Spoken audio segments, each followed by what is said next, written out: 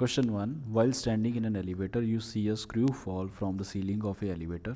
The ceiling of elevator is 3 meter above the floor of the elevator. तो अगर आप diagram बनाएं बच्चों, ये हमारे पास एलिवेटर है और ये सीलिंग ले लेते हैं, ये फ्लोर ले लेते हैं. तो सीलिंग से एक स्क्रू फॉल हुआ और इनके बीच में जो गैप है वो 3 मीटर्स का गैप इनके बीच में है.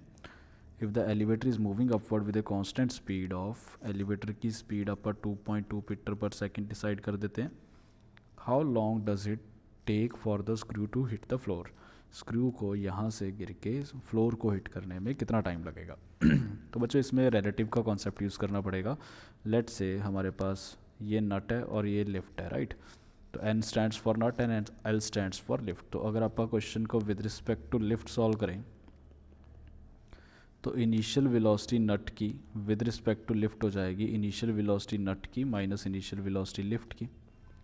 नट की वेलोसिटी इनिशियल, हालांकि उसने बोला है कि ये वहाँ से फ्रीली फॉल कर रहा है, तो अपने दिमाग में आता है कि इनिशियल वेलोसिटी उसकी ज़ीरो होगी, बट नहीं, बिकॉज वो पहले लिफ्ट का ही पार्ट था. तो जो लिफ्ट की वेलोसिटी है वो इनिशियल वेलोसिटी हमारी नट की होगी, यानी कि 2.2 meter per second upwards. Plus sign के साथ उसको लिख लेते हैं. लिफ्ट की तो 2.2 दे ही रखी है, तो इनकी वेलोसिटी सेम होने के कारण initial velocity of nut with respect to lift आ जाती है 0. सिमिलरली एक्सेलरेशन नट की विद रिस्पेक्ट टू लिफ्ट लिखें तो एक्सेलरेशन नट की आएगी -g जब वो गिरेगा, और लिफ्ट की एक्सेलरेशन आएगी 0 क्योंकि कांस्टेंट वेलोसिटी है, तो ये आ जाएगी -g meter per second square, right. तो विद रिस्पेक्ट टू लिफ्ट हमारी ये हो जाएंगी सिस्टम्स. और displacement of nut with respect to lift हमारा होना चाहिए -3 मीटर्स. अगर उसको यहाँ से हिट करना है लिफ्ट को तो -3 मीटर्स आना चाहिए, राइट. तो time we can calculate using second equation लगाऊँ. Applying second equation will get S is equal to U into T plus half into A into T square. So from here we'll get the value of t as 0.78 seconds. This will be a final answer.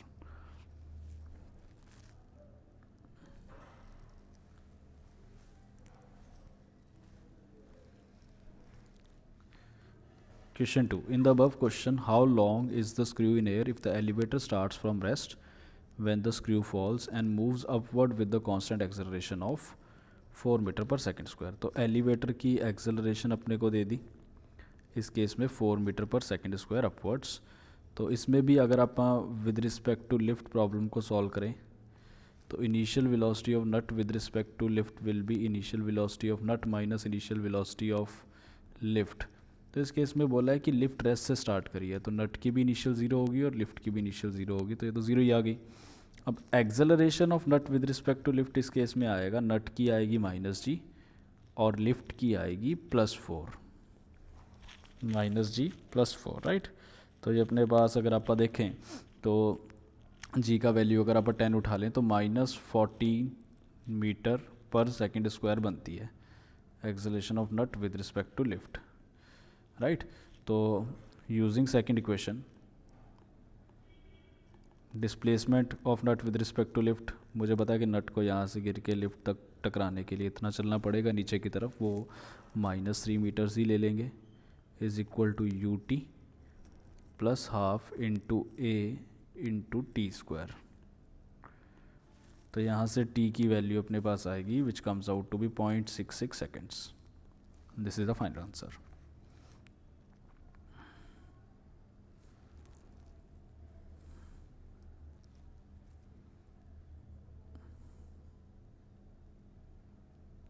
Question 3. In the above question, the time of screw in the air is always. जो ऊपर वाले 2 questions बच्चों हमने करे उसमें जो screw का time है हवा में वो इन किन चीज़ों पे डिपेंड करेगा. तो हमें थोड़ा इस पे सोचना पड़ेगा कि किन चीज़ों पे डिपेंड करेगा. देखो बच्चों, कोई भी केस हो, हमारी जो initial velocity of nut with respect to lift आती है ना, वो हमारे पास आती है velocity of nut minus velocity of lift, यानी कि ये तो हमेशा 0 ही आती है, क्योंकि मुझे पता है कि नट की इनिशियल वेलोसिटी वही होगी जो लिफ्ट की वेलोसिटी रही होगी जब नट वहाँ से गिरना शुरू हुआ. तो ये तो हमेशा सेम बनने हैं, क्योंकि ये हमेशा सेम है तो ये तो 0 आएगा बच्चों, राइट. तो इसलिए हमें पता है कि जो स्पीड रहेगी एलिवेटर की उसके ऊपर हमारा जो है ये डिपेंडेंस नहीं आएगा, क्योंकि हमारी जो हमेशा इक्वेशन बनेगी वो बनेगी displacement of nut with respect to lift is equal to initial velocity of nut with respect to lift t plus half acceleration of nut with respect to lift t square. ये चीज़ तो हमेशा zero ही आ गई, right. तो जो time का value आएगा वो हमारे पास कुछ ऐसा बनेगा, 2 times displacement of nut with respect to lift upon acceleration of nut with respect to lift का रूट। तो इन चीज़ों पे डिपेंडेंस आएगा, स्पीड के ऊपर डिपेंडेंस नहीं आएगा। तो it is independent of the speed, हालांकि it will depend on the acceleration of the elevator, जैसा कि हमने डिफाइन किया है यहाँ पे।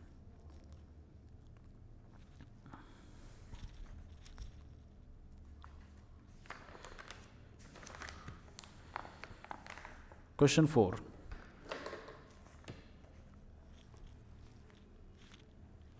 Two mirrors vertically mounted are made to move towards each other with a speed of v. ये दो मिरर्स हैं और ये दोनों मिरर्स एक दूसरे की तरफ आ रहे हैं with speed v each, right, with speed v each. A particle that can bounce back between the two mirrors starts from one mirror when the mirrors are d apart. इनके बीच में इनिशियली दूरी d है और एक particle है जो किसी एक मिरर से स्टार्ट करता है। तो आप ऐसा करते हैं, मिरर्स को नाम दे देते हैं मिरर 1, मिरर 2। लेट से लेफ़्ट वाला जो मिरर है यहाँ से एक पार्टिकल स्टार्ट करता है और particle that can bounce back between the two mirror starts from one mirror when the mirrors are d meters apart. On reaching the second mirror it bounces back and so on. मतलब इसका जो motion है बच्चों question के according कुछ ऐसा है, पहले यहाँ से इधर जाएगा, टकराएगा, फिर इधर आएगा, फिर टकराएगा, फिर इधर आएगा और टकराएगा। पर इस दौरान मिरर्स भी एक दूसरे की तरफ आ रहे हैं। तो चैलेंज ये है कि मिरर्स भी कॉन्टीन्यूसली मूव कर रहे हैं। हमें ऐसा डिफाइन कर दिया गया कि पार्टिकल का जो वेलोसिटी है वो आपने 3v मीटर पर सेकेंड मानना है, राइट। तो दो चीज़ें इसमें पूछी गई हैं। एक तो ये पूछा गया कि कितने ट्रिप्स कर लेगा ये। ट्रिप का मतलब हम ये मानेंगे कि इसके कितने चक्कर लग जाएंगे, यानी कि अगर ये मिरर 1 से स्टार्ट करता है तो मिरर 1 से चल के दोबारा मिरर 1 तक आने में जो इसका पाथ होगा, ठीक है, उसको मैं पूरे को बोलूँगा एक ट्रिप कवर हो गया, क्योंकि मिरर 1 से चल के दोबारा मिरर 1 पे ही आ गया, राइट। तो ऐसे कितने ट्रिप्स इसने कवर कर लेने हैं जब तक ये मिरर्स एक दूसरे से कोलाइड नहीं कर जाते, और इस दौरान इसने कितना डिस्टेंस चल जाना है, राइट। ओके, तो बच्चों इस केस में पहले आप डिस्टेंस के लिए कमेंट कर लेते हैं, फिर ट्रिप्स के लिए करेंगे। तो अगर आप रिलेटिव वेलोसिटी निकालें मिरर्स की, मिरर 1 एंड मिरर 2, तो v1 minus v2 it will come out to be plus v minus minus v it will come out to be 2v, right. अगर रिलेटिव वेलोसिटी 2v है तो d distance cover करने में total time कितना लगेगा बच्चों? इनके बीच में गैप d है, तो ये d डिस्टेंस कवर कर लेंगे d divided by v relative. तो इतने टाइम में ये दोनों मिरर्स एक दूसरे से कोलाइड कर जाएंगे, d डिवाइडेड बाय 2b। अब इस दौरान जो पार्टिकल ने डिस्टेंस ट्रेवल करा होगा, इस दौरान जो डिस्टेंस पार्टिकल ने ट्रेवल करा होगा that can be written as speed of the particle into this time. Speed of the particle is 3v, तो it will come out to be 3v into time which is d by 2v।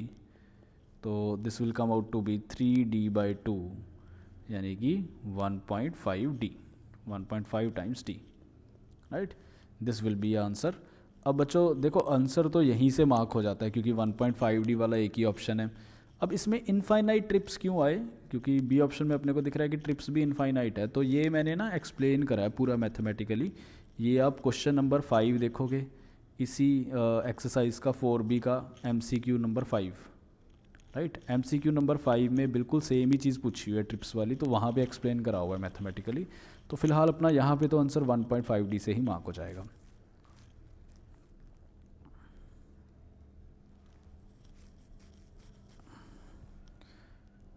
Question 5. Two trains, each having a speed of 30 km per hour, are heading at each other on the same straight track. A bird that can fly at 60 km per hour flies from one train. तो ये वैसे वाला ही question हो गया बच्चों। ये train 1 ले लो, ये ट्रेन 2 ले लो, और दोनों ही ट्रेन से एक दूसरे की तरफ 30 km per hour की स्पीड से बढ़ रही हैं, राइट। और a bird that can fly, bird है लेट से यहाँ से फ्लाई कर रहा है और इसकी स्पीड हमें दे रखी है 60 kilometre per hour, heads directly for the other train और reaching the other train it flies back to the first end so on. तो इसमें वही वाला क्वेश्चन हो गया कि इस तरह से बर्ड फ्लाई कर रही है ट्रेन 1 से ट्रेन 2, बट चैलेंज ये है कि ट्रेन 1 ट्रेन 2 भी एक दूसरे की तरफ कॉन्टीन्यूसली बढ़ रही हैं। तो पहले तो आप ये निकाल लेते हैं कि कितना टाइम लगेगा दोनों ट्रेन्स को एक दूसरे के पास पहुंचने में, right. Time taken by trains to collide we can directly calculate. इनके बीच में जो डिस्टेंस है बच्चों वो हमें दे रखा है इनिशियली 60 किलोमीटर का डिस्टेंस है। तो distance covered divided by relative speed, distance covered is 60 kilometers and relative speed will be also 60 kilometre per hour, so it will come out to be 1 hour. 1 घंटे बाद ये कोलाइड करेंगी। इस 1 घंटे में जो डिस्टेंस ट्रेवल्ड बाय बर्ड होगा, distance travelled by bird होगा इस 1 घंटे में, that is speed of bird into time, right.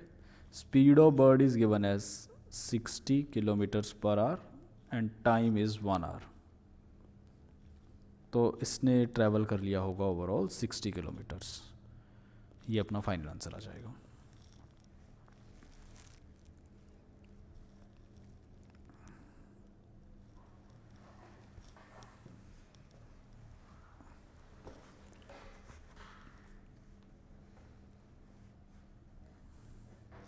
Question 1. A boat moves right across a river of width 3 km with a velocity of 10 km per hour relative to water. The water has a uniform speed of 5 km per hour relative to ground. तो यार हमारे पास एक river है, इस river की हमें width दे रखी है, इस रिवर की विड्थ है 3 किलोमीटर्स और जो बोट है वो इस डायरेक्शन में मूव कर रही है cross the river, velocity of boat is in this direction and river की जो वेलोसिटी है, रिवर इस तरफ जा रही है मान लो, velocity of river is in this direction. Velocity of boat is given as 10 kilometre per hour and velocity of river is given as 5 kilometre per hour, right. तो हमें बताना है velocity of boat relative to river bank is okay. पहले option में तो ये बताना है कि जो बोट की रफ्तार है रिवर बैंक के अकॉर्डिंग यानी कि ग्राउंड के according with respect to ground क्या होगी। तो ग्राउंड पे खड़ा एक बंदा अगर देखेगा तो सबसे पहली बात तो क्योंकि बोट भी चल रही है और रिवर भी चल रही है, तो जो नेट मोशन होगा बोट का वो इन दोनों का जो रिजल्टेंट वेलोसिटी आएगा, इन दोनों वेलोसिटीज़ का जो रिजल्टेंट वेलोसिटी आएगा, जो रिजल्टेंट वेलोसिटी वेक्टर आएगा उसकी डायरेक्शन में बोट कुछ ऐसे चलेगी, राइट। तो ये जो नेट वेलोसिटी इसको दिखेगी, इसकी वैल्यू भी आप बता सकते हैं। Velocity net will be equal to root of V R square as two vectors are perpendicular, directly we can apply this, plus V B square. तो it will come out to be 10 square plus 5 square, it will come out to be 11.2 kilometres per hour, right. फिर time कितना लगेगा इसको, इस river को cross करने में। सबसे पहले तो आप ये समझें कि जो बोट है वो डायरेक्टली सामना वाला जो पॉइंट है ए पॉइंट पे नहीं रीच करेगी, बी पॉइंट पे रीच करेगी। तो जब ये बी पॉइंट पे रीच करेगी तो इसको टाइम कितना लगेगा। तो टाइम के लिए मैं बच्चों एक्स डायरेक्शन में इक्वेशन लगा रहा हूँ, एक्स डायरेक्शन में इक्वेशन लगा रहा हूँ। तो एक्स डायरेक्शन में जो डिस्टेंस चलना है दैट इज़ 3 किलोमीटर्स और एक्स डायरेक्शन में जो स्पीड है बोट की वो आप देख सकते हैं कि बोट की जो नेट वेलोसिटी है वो इस डायरेक्शन में है, उसका एक्स डायरेक्शन में कंपोनेंट है वी बी और वाई डायरेक्शन में कंपोनेंट है वी आर। तो अगर मैं एक्स डायरेक्शन में इक्वेशन लगा रहा हूँ तो मुझे सिर्फ एक्स डायरेक्शन की स्पीड चाहिए होगी। तो this will be equal to velocity of boat which is given as 10 kilometre per hour. तो time will come out to be distance divided by time, distance divided by speed,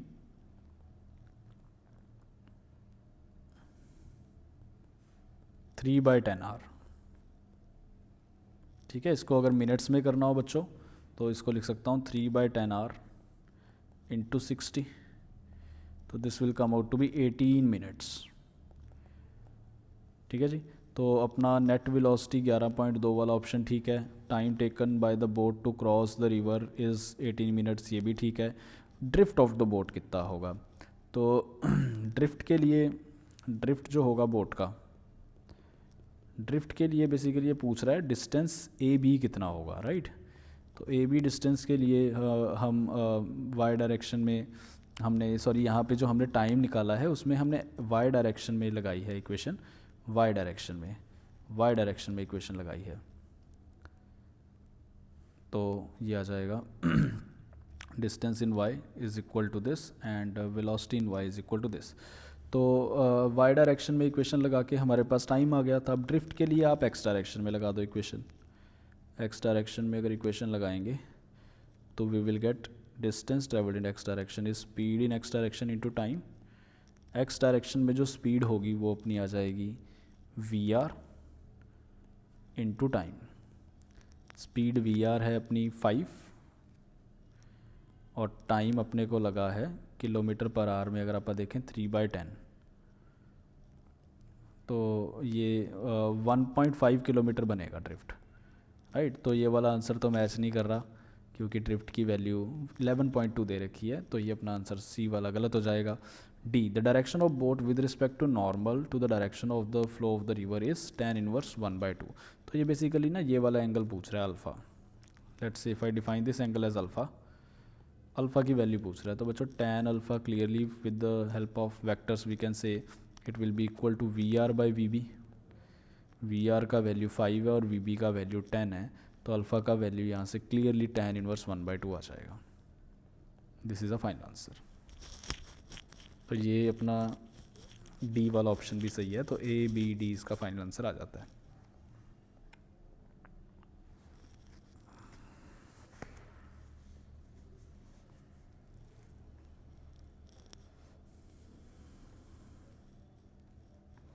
question 2, rain is falling vertically with a speed of, vertically गिर रही है rain, चलो board के ऊपर अगर बनाना है, copy में बनाना है तो मैं ऐसे शो कर देता हूँ 4 मीटर पर सेकंड से। After some time wind starts blowing with a speed of 3 metre per second in north to south direction. तो लेट्स यार ये वाली डायरेक्शन मैं वर्टिकल बोल रहा हूँ और नॉर्थ डायरेक्शन लेट्स से ये वाली ले लेता हूँ, साउथ डायरेक्शन ये वाली ले लेता हूँ।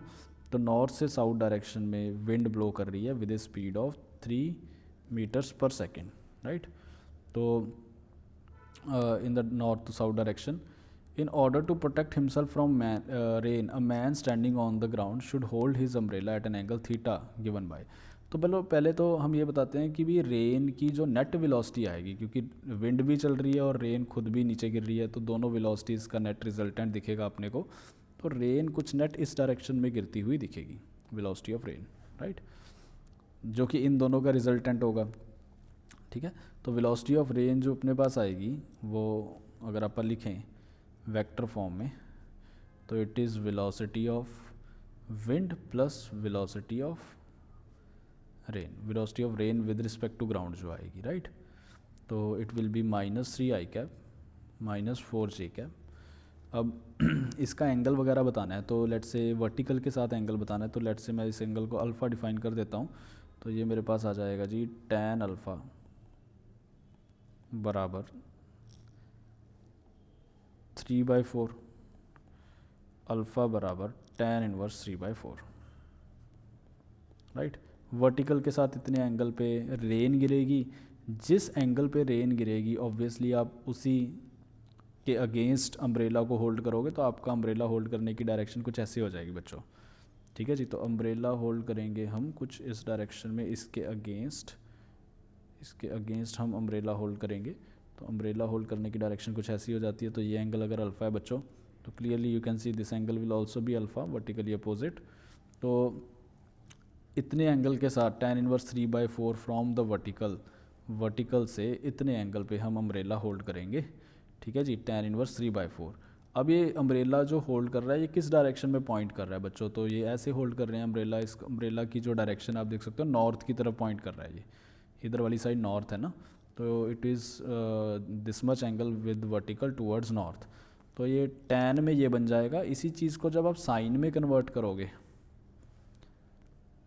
तो ये बनेगा साइन अल्फ़ा tan अल्फ़ा की वैल्यू ये है, तो बच्चों sin अल्फ़ा की वैल्यू कितनी आएगी 3/5 और cos अल्फ़ा की वैल्यू कितनी आएगी 4/5, राइट। तो वो अपने C और D ऑप्शंस भी इसके अकॉर्डिंग ठीक हो जाएंगे। तो इसका आंसर आ जाएगा B, C and D।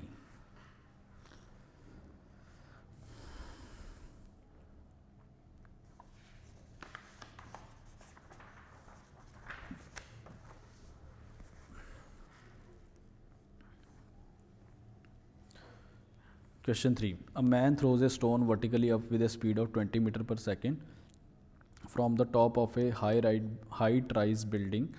2 seconds later, an identical stone is thrown vertically downward with the same speed 20. तो बच्चों आप ऐसे समझो क्वेश्चन को कि ये बिल्डिंग है h हाइट की, एक तो t0 पे हमने स्टोन नंबर जो 1 है इसको ऊपर फेंका है with velocity 20 metre per second, और 2 सेकंड बाद यानी कि t बराबर 2 सेकंड पे हमने एक स्टोन को नीचे फेंका है with speed 20 metre per second downward. ठीक है जी, ये t बराबर 2 सेकंड पे किया और t बराबर 0 पे ऊपर फेंका है। तो man throws vertically upward with speed 20 metre per second from top of a building. Okay, the relative acceleration between the two stones is this, the time interval between their hitting is this. Okay, तो बच्चों इसमें अगर अपने को देखना है तो सबसे पहले तो मुझे पता है जो स्टोन 1 होगा उसकी एक्सेलरेशन भी -g होगी, स्टोन 2 की भी एक्सेलरेशन -g होगी, तो रिलेटिव एक्सेलरेशन जो आएगी इनकी 0 आ जाएगी, राइट। तो ए वाला ऑप्शन ठीक है। Time interval between their hitting the ground is, तो अगर आप स्टोन 1 और स्टोन 2 को देखें ना, इनमें बेसिकली फ़र्क क्या है, स्टोन 1 पहले ऊपर जाएगा, ये वाला मोशन कंप्लीट करेगा, फिर यहाँ पे वापस आएगा। ठीक है जी, जब ये यहाँ पे वापस आएगा मतलब जिस लेवल से इसको फेंका था उस लेवल पे जब ये वापस आएगा तो it will be having 20 metre per second speed in the downward direction. इसके बाद वाला मोशन 1 वाले स्टोन का और 2 वाले स्टोन का सिमिलर है, राइट। तो मुझे पता लग रहा है कि भाई एक्स्ट्रा टाइम जो लगेगा वो बेसिकली ये वाला जो पाथ इसने कवर करना है इसी में एक्स्ट्रा टाइम लगना है इसको, राइट। इसमें जो 1 को टाइम लगना है वो इस पार्ट में एक्स्ट्रा लगना है, और 2 वाले बॉल के साथ उसका जो मोशन है कुछ टाइम के बाद तो वो सिमिलर ही हो रहा है। तो कितना होगा ये टाइम जो इसको एक्स्ट्रा लग रहा है 2u/g, तो ये आ जाएगा 2 × u की वैल्यू अपने पास है 20 डिवाइडेड बाय 10, 4 सेकेंड आ जाएगा, राइट। तो बेसिकली अब सिचुएशन ऐसी हो गई, स्टोन नंबर 2 जो है, स्टोन नंबर 2 ये t = 2 सेकेंड पे यहाँ से छोड़ा गया 20 के साथ, और स्टोन नंबर 1 जो है, ठीक है, वो t बराबर 4 सेकेंड पे दोबारा इस लेवल पे आएगा, और जब वो इस लेवल पे आएगा तो it must be having again 20 metre per second speed. तो इसके बाद के मोशन तो इनके सेम ही हैं, तो मेरे को समझ आ रहा है कि यार 2 सेकेंड का गैप इनके बीच में पहले से ही प्रिवलेंट है, तो जो ये 2 सेकेंड का गैप है वही गैप हमें इनके फाइनल जो ये हिट करेंगे ग्राउंड को इनके बीच में टाइम इंटरवल आफ्टर हिटिंग यही वाला अपने को दिखेगा। तो time interval will be 2 seconds, right. ये तो बस इतना हो गया ना कि एक तरह से 2 वाले स्टोन को पहले फेंका है, 2 सेकेंड जल्दी फेंका है, तो 2 सेकेंड जल्दी पहुंचेगा और वो 2 सेकेंड लेट पहुंचेगा, तो 2 सेकेंड का गैप आएगा।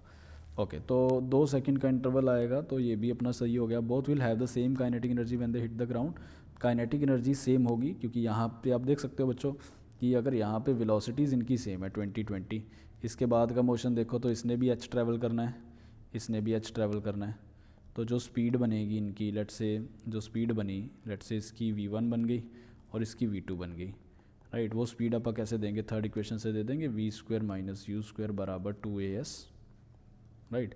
तो हमें v के बारे में कमेंट करना है यहाँ पे, तो it will B u² + 2as। तो इनिशियल स्पीड दोनों का सेम है 20 डाउनवर्ड्स, एक्सेलरेशन सेम है, डिस्प्लेसमेंट दोनों को सेम नीचे की तरफ जाना है, तो ये v भी इनका सेम आएगा, तो v1 बराबर v2 आएगा, तो स्पीड भी सेम आएगी, तो अपना सी वाला ऑप्शन भी सेम सही आ जाएगा because both will have same kinetic energy when they hit the ground. Okay, the relative velocity between the 2 stones remains constant till 1 hits the ground. तो रिलेटिव वेलोसिटी कैसे देखेंगे बच्चों, किसी भी टाइम t बाद अगर आप वेलोसिटी लिखो 1 की तो आप लिखोगे इनिशियल वेलोसिटी 1 की प्लस एक्सेलेरेशन 1 की इंटू टी। इनिशियल वेलोसिटी 1 की है +20 प्लस एक्सेलेरेशन की वैल्यू है -10 इंटू टी। ये वेलोसिटी 1 की आफ्टर टाइम टी आएगा। सिमिलरली वेलोसिटी 2 की एट एनी टाइम टी अगर आप देखोगे, इनिशियल वेलोसिटी 2 की प्लस एक्सेलरेशन इंटू टी। ठीक है, अब अगर आप रिलेटिव देखोगे V12 यानी कि V1 minus V2 if we will do, तो इसमें ये तो कट ही जाएगा बच्चों, और V1 माइनस V2 में ये 40 आ जाएगी वैल्यू। तो ये कांस्टेंट ही रहनी है टाइम के साथ, टी तो कट ही गया इसमें, तो ये वाला ऑप्शन भी अपना ठीक आ जाएगा। इसका आंसर हो जाएगा ABCD।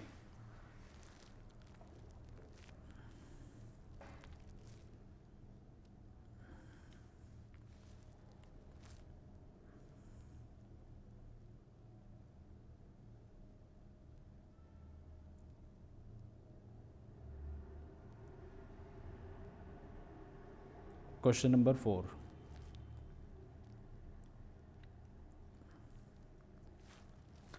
two ships A and B are 10 kilometer apart on a line running south to north. Ship A farther north is streaming west। तो इसमें ना डायग्राम बनाना पड़ेगा। ये 10 किलोमीटर लंबी लाइन है और शिप A थोड़ा सा नॉर्थ की तरफ है, शिप B साउथ की तरफ है, और इनके बीच में जो डिस्टेंस है वो हमें दे रखा है 10 किलोमीटर्स का, इनके बीच में गैप है। Ship A farther north is streaming west. Ship A west की तरफ स्ट्रीम कर रहा है, तो इसको आप दे देते हैं वेलोसिटी इस तरफ। Velocity of A is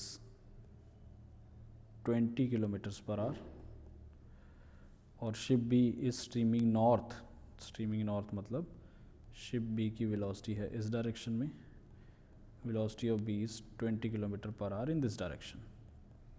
okay, तो हमें ना इनमें ये बताना है कि relative velocity B with respect to A क्या होगी, फिर क्लोजेस्ट डिस्टेंस ऑफ अप्रोच क्या होगा, उस डिस्टेंस तक पहुंचने में टाइम कितना लगेगा, ये सब चीज़ें बतानी है।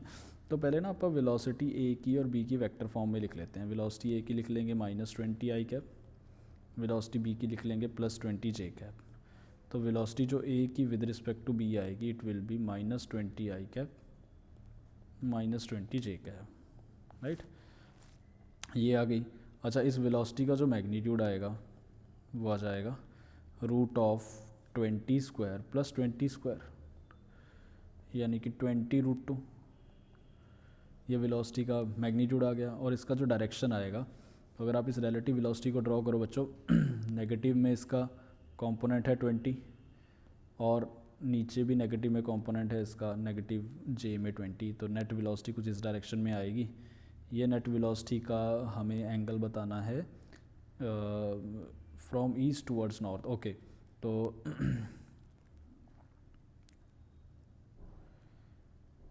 हमें बताना है velocity B with respect to A. Okay, तो B with respect to A निकालते हैं डायरेक्शन के लिए। मैग्नीट्यूड तो चलो यही बनेगा बच्चों, velocity of B with respect to A will come out to be V B minus V A, तो it will come out to be 20 J cap + 20 I cap. This relative velocity, if we draw, it will come out to be 20 in x direction, 20 in y direction, net velocity in this direction, velocity BA। ये angle अगर आप निकालेंगे बच्चों tan alpha, it will clearly be equal to 20/20, alpha will be equal to 45। This will be also 45 and this will be also 45 degrees। तो हम इसको कैसे लिख सकते हैं, जो relative velocity है ये ईस्ट से 45 डिग्री नॉर्थ की तरफ है, ईस्ट से 45 डिग्री नॉर्थ की तरफ है, तो 45 डिग्री नॉर्थ ऑफ ईस्ट, कुछ ऐसा लिख सकते हैं इसको। इसका मतलब वही होगा, राइट, ये आ गया। अब बच्चों ये तो ए वाले पार्ट का आंसर आ गया, ए वाला पार्ट इसमें अपने को दिख रहा है सही होगा। अब बी वाले पार्ट के लिए क्योंकि हमने रिलेटिव वेलोसिटी डिफाइन करी है, तो हम ना विद रिस्पेक्ट टू बी इसको सॉल्व करते हैं, उससे अपने को इजीली सॉल्व हो जाएगा। तो विद रिस्पेक्ट टू बी अगर सॉल्व करेंगे तो बी को तो आपने रोक ही दिया, और ए की वेलोसिटी आप डिफाइन कर रहे हो विद रिस्पेक्ट टू बी, तो ए की velocity with respect to B कुछ ऐसे थी, तो इसको कुछ रैंडम इस डायरेक्शन में मूव करना शुरू करेगा बॉडी, राइट। ये 45 डिग्री का एंगल होगा, इस डायरेक्शन में मूव करेगा। तो क्लोजेस्ट डिस्टेंस ऑफ अप्रोच कब होगा, जब मैं बी से एक परपेंडिकुलर डालूँगा। तो ये जो परपेंडिकुलर होगा इसका डिस्टेंस अगर आप डी मान लेते हैं, this distance is closest distance of approach. अब ये मुझे 1 किलोमीटर दे रखा है बच्चों, क्वेश्चन के अंदर 1 दे रखा है, 10 दे रखा है, सॉरी ये 10 दे रखा है अपने को। तो आप इसको निकाल सकते हैं, डी की वैल्यू को निकाल सकते हैं। If I use sine 45 this will be equal to perpendicular divided by hypotenuse. तो D will be equal to 10 into 1/√2, this will be 5√2 kilometres, 5√2 kilometres. फिर अपने से पूछा कि यहाँ तक पहुँचने में टाइम कितना लगेगा। ठीक है, यहाँ तक पहुँचने में टाइम कितना लगेगा। तो टाइम के लिए तो डायरेक्टली वी कैन सी कि जो डिस्टेंस इसने चलना है यार, यहाँ से ए से पी तक कितना डिस्टेंस चलना है। तो ये डिस्टेंस भी इफ़ वी सी बच्चों ये 45 डिग्री है, तो ये भी 45 डिग्री होगा। तो ये वाली साइड और ये वाली साइड सेम होनी चाहिए, तो ये भी डी के बराबर ही आएगा डिस्टेंस, राइट। अगर ये डी के बराबर है तो डी डिस्टेंस चलना है, और स्पीड कितनी है, जो रिलेटिव स्पीड आपने ए की with respect to B define करी है। तो डी डिस्टेंस की वैल्यू आ गई 5√2, और रिलेटिव स्पीड जो वी ए बी है उसका हमने मैग्नीट्यूड निकाला था ऊपर, दैट वाज 20√2। तो this will come out to be 1/4 hours, ये अपना आंसर आ जाएगा आर के अंदर। तो 1/4 आवर्स को मैं 15 मिनट्स भी लिख सकता हूँ, तो सी वाला ऑप्शन भी ठीक हो गया। डिस्टेंस ऑफ क्लोजेस्ट अप्रोच भी अपना मैच किया, डी वाला ऑप्शन गलत हो गया क्योंकि सी वाला ऑप्शन ठीक है। तो ए बी सी अपना फाइनल आंसर आ जाएगा इसमें।